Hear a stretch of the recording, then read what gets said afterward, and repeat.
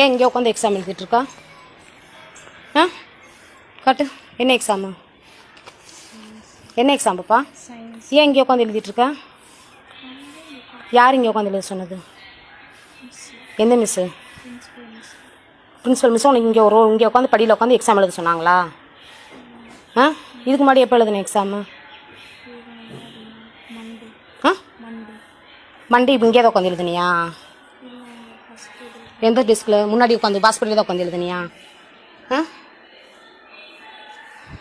சரி எழுது. ஏன் மிஸ் ஒன்றும் சொல்லலையா? உள்ள கிளாஸ்க்குள்ளே உட்காரணும் நீ சொல்லலையா? ஆ புரியல. கிளாஸ் மிஸ் இங்கே கூப்பிட்டாங்க வர சொல்லி, அதுக்கப்புறம் பிரின்சிபல் மிஸ் இங்கேயே உட்காந்து சொல்லிட்டாங்க. பிரின்சிபல் மிஸ் உன்னை இங்கேயே உட்காந்து எழுத சொல்லிட்டாங்களா? ஆ ஏஜென்ட் பண்ணால் உள்ளே உட்காந்து ரூமில் உட்காந்து எழுதக்கூடாதாம்மா? வீதியில் உட்காந்து தான் எழுதணுமா? ஆ இல்லையா?